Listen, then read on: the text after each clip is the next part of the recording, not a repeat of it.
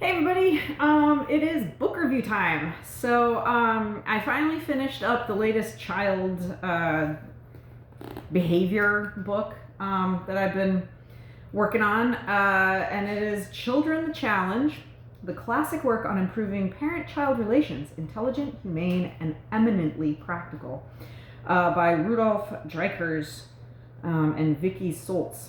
So this book starts off talking about basically society and how society, this was written in the 60s, 64 I think, and it starts off talking about how, back in the day societies used to be totalitarian, so, orders would come down from the king or whoever, not that there aren't still totalitarian societies out there, but everybody had to follow what the king said, and then it just kind of worked its way down, and father was the head of the household and everybody did what he said, and the kids did what mom and dad said, and so that, and how society has now changed to democracy, and that kind of totalitarian system doesn't really work in the family any more than it works in our society, and that kids know it, subconsciously know that, we're in a democracy, and that they can't be necessarily told, hi Caesar, what to do. So this book is about, it's a little bit, this probably was the book that helped me the most, I think, of the ones that I've been reading. And I think it's and Caesar's gonna eat it. I think it's a little heavy on the, power struggle thing, although I do definitely recognize a power struggle between us and our son. This kind of is like, oh, everything's a power struggle. Well, I don't know that I necessarily believe that. I think that, if we go back to like the explosive child and kids needing help with certain skills, I think that's also, in there as well. Not necessarily everything's a power struggle, but a lot of this book is how kids are, trying to find their way in the world and trying to find where they fit in the family, in school, in the world, and behavior issues kind of crop up because of it, and how they play off of each other and play off of you and other, people in their lives. And then it talks of, and then like, it's basically all about like natural consequences, and how, like, if a kid is doing something, just kind of let it happen, unless of course it's, dangerous. Obviously, like, they're not saying the natural consequence of playing in the road is getting hit by a car, so just let it happen. Obviously that's not what they're saying, but just for things like, the natural consequence of course, I'm not going to be able to think of something right off the top of my head, but so like the natural consequence of them not picking up their room is that they live in a dirty room that mom then doesn't clean because it's not her responsibility to pick up their room, that kind of thing. Or that the natural consequence of them not coming down for breakfast soon enough in the morning before they go to school, well, the natural consequence is that they don't eat breakfast that morning, and they're not going to die. They're not going to starve to death, and they're going to be hungry. So it's kind of stuff like that, and just kind of not worrying so much about what your kids are doing, and just kind of let them do it, and let them figure things out on their own. And there's a lot about like siblings. Obviously we don't have that issue, but there's a lot about like siblings starting fights, and the parents try to break it up and try to, mediate, when you don't really need to do that. Let the kids fight. There's no reason not to just let the kids fight and figure it out on their own. And so like I really enjoyed that, and it's about respecting each other. You respect your kids, don't talk down to them, don't treat them like they're not human, treat them like you would treat a friend.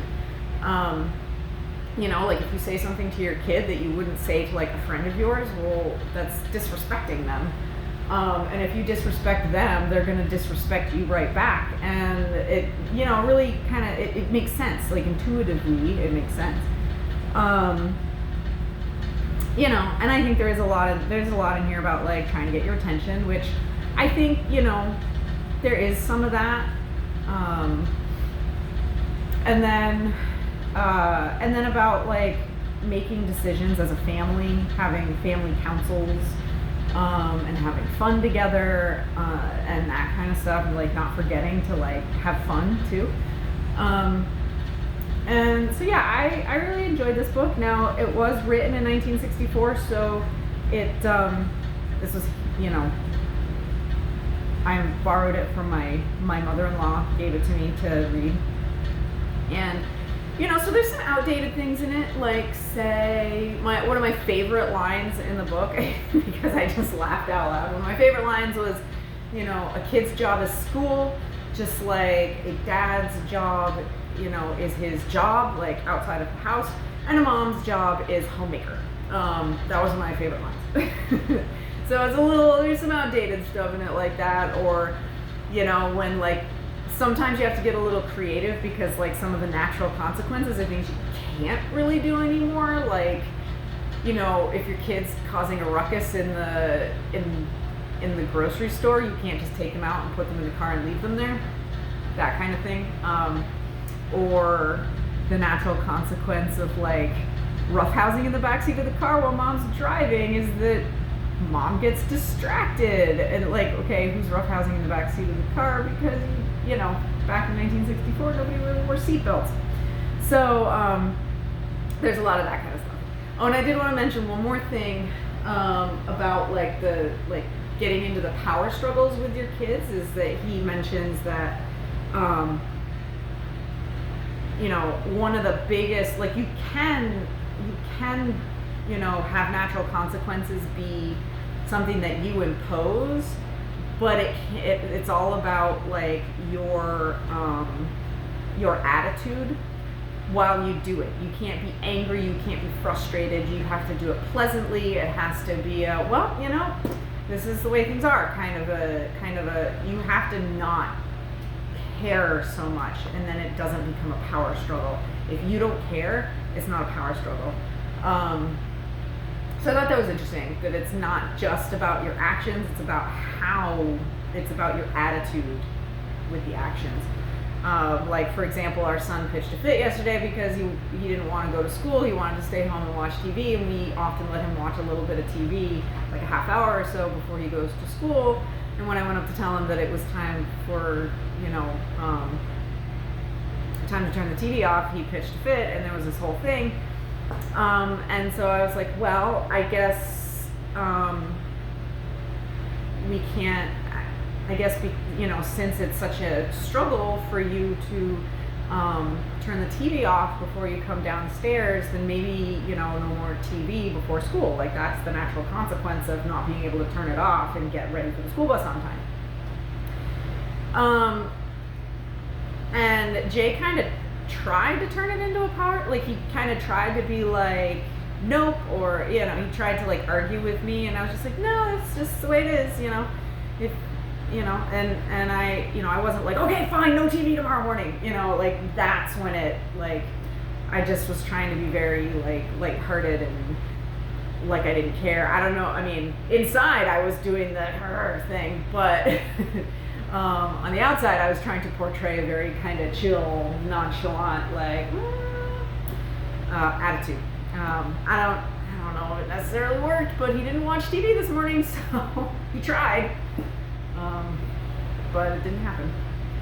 So anyway, that is this book, Children, the Challenge. I highly recommend it. I think it's full of just examples. Like he teaches through examples. It's not a lot of like just explaining. It's like almost 100% just examples of kids and how they behave and how you can react to it, good or bad, and that kind of thing. So I highly recommend this one. This one, like I said, is probably the one that has helped me the most so far in terms of children's behavior. And hopefully I'll see, I mean, I have seen a little bit more. Our son has been a little bit more cooperative, I feel like, since I've started putting some of these things into practice. And just kind of, you know, letting him do stuff, not caring, and not getting freaked out by it or yelling at him and stuff like that. It's a lot easier on me too. So anyway, I hope you enjoyed this. If you did, if you're watching on YouTube, hit the like button, share it, subscribe. If you're watching on Rumble, hit the Rumble button, share it, follow me. And if you can also find me on Facebook and Instagram.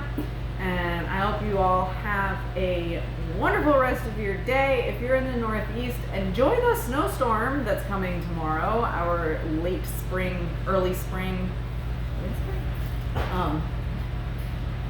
snowstorm that we're getting tomorrow, and third winter coming on this weekend. So have a great one. I will see you next week with more videos. Bye.